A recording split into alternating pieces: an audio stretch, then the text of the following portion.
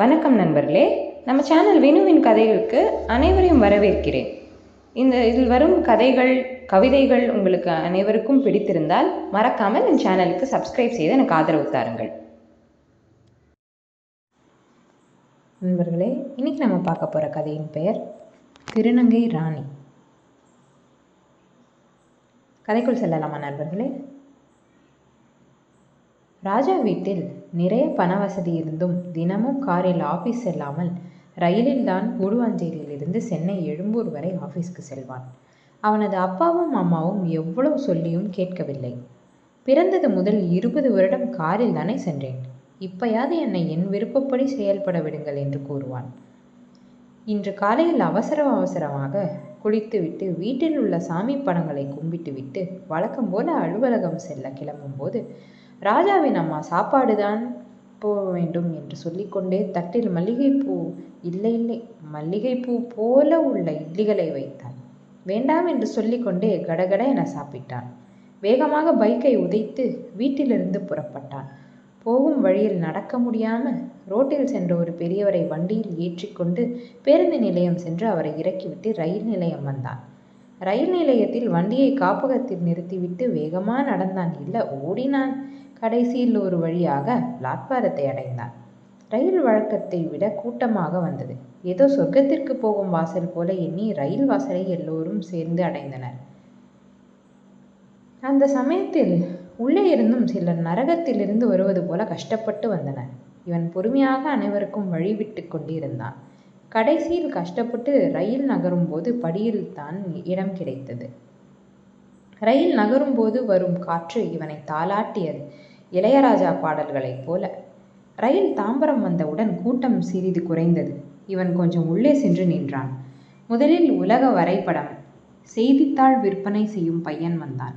ஒவ்வொருவரிடமும் சென்று காட்டி விற்பனை செய்தான். அடுத்து பட்டாணி, சுண்டல் என்று ஒரு ஒலி மட்டும் கேட்டது. ஒரு வயசான தாத்தா கம்பீர குரலில் சுண்டலை விற்பனை செய்தார். அடுத்து வண்டி குரோம்பேட்டையில் வந்து நின்றது. அப்போது பெட்டியில் இருந்த சில கல்லூரி மாணவர்களும் மாணவியர்களும் இறங்கினர். ராஜாவிற்கு அமர இடமும் கிடைத்தது, அதுவும் ஜன்னல் ஓரத்தில். அடுத்த வண்டி பல்லாவரம் திரிசூலம் கடப்பதை ஜன்னல் வழியாக வேடிக்கை பார்த்து கொண்டு வந்தான். ரயில் மீனம்பாக்கம் நிறுத்தத்தை அடையும் போது ஒரு பெண் கைக்குழந்தையுடன் வந்து அனைவரிடமும் யாசகம் கேட்டாள். அனைவரும் தங்களால் முடிந்த 1 ரூபாய் நாணயங்களை போட்டனர். ராஜாவும் அவன் பங்கிற்கு 1 ரூபாய் போட்டான். அடுத்து தன் பையை திறந்து ஒரு குமுதம் வார இதழை எடுத்து புரட்டினான். வழக்கம் போல அதுவரை அருகில் வேடிக்கை பார்த்தவர் இவன் படிக்கும் பக்கங்களை தனது காந்த பார்வையால் மேயத் தொடங்கினார். சிறிது நேரம் கழித்து அவர் பார்ப்பதை பார்த்துவிட்டு அவரிடமே வார இதழை நீட்டினான். அவரும் சந்தோஷமாக வாங்கி படிக்க ஆரம்பித்தார். ராஜா மீண்டும் ஜன்னலை நோக்கினான். வண்டி பழவந்தாங்கல் கடந்து கிண்டியை அடைந்தது. கிண்டியில் தென்றல் வந்து தீண்டும் போது என்ன வண்ணமோ! பாடலை இளையராஜா ஜானகியை விட அருமையாக 2 மாற்றுத்திறனாளிகள் பாடிக்கொண்டே யாசகம் கேட்டு கொண்டு வந்தனர். அனைவரும் காது இருந்தும் கேட்காமல், சிலர் 1 ரூபாய் கூட போடாமல் முகத்தை வேறு பக்கம் திருப்பிக் கொண்டனர், அவர்களுக்கு பார்வை தெரியாது என்று தெரியாமல். அடுத்து வண்டி சைதாப்பேட்டை அடைந்தது. அப்போது சில திருநங்கைகள் அந்த பெட்டியில் ஏறினார்கள். ரோசாப்பூ நிறத்தில் சாயத்த இதழ்களுக்கும் 3ஆம் பிறை நிலவு போல மார்பகங்கள் தெரியும்படி ரவிக்கையும், உள்ளங்கை நெல்லிக்காயை போல தொப்புளும் தெரியும்படி, இல்லை மார்புக்கு நடுவில் விளக்கினொரு திரியை போல கிடந்தது சேலை. இந்த சமுதாயத்தில் எந்த வேலையும் கிடைக்காமல் தனது வயிற்று பிழைப்புக்காக எல்லோரிடமும் யாசகம் கேட்டனர்.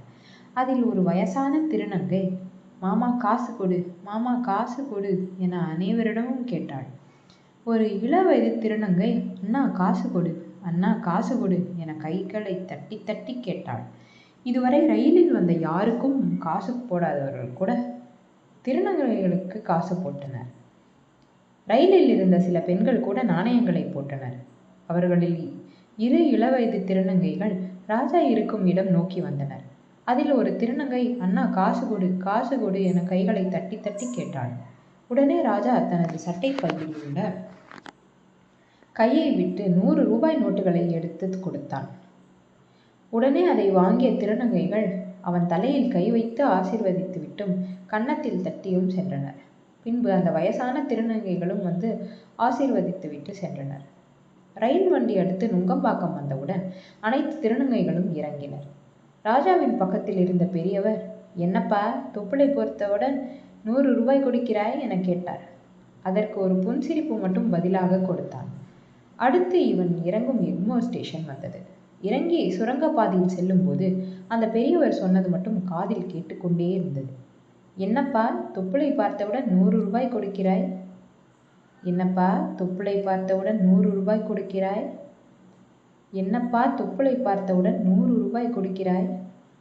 தனது பர்ஸை எடுத்து அதில் உள்ளே இருந்து ஒரு போட்டோவை எடுத்தான். அதை பார்த்தவுடன் கண்ணீர் வந்தது. அது திரு ராஜா திருநங்கை ராணியாக இருந்தபோது எடுத்த போட்டோ.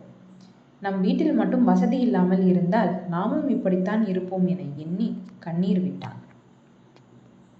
கதை நிறைவுற்றது நண்பர்களே. இந்த கதை உங்களுக்கு பிடித்திருந்தால் எனது சேனலுக்கு சப்ஸ்கிரைப் செய்யவும். நன்றி.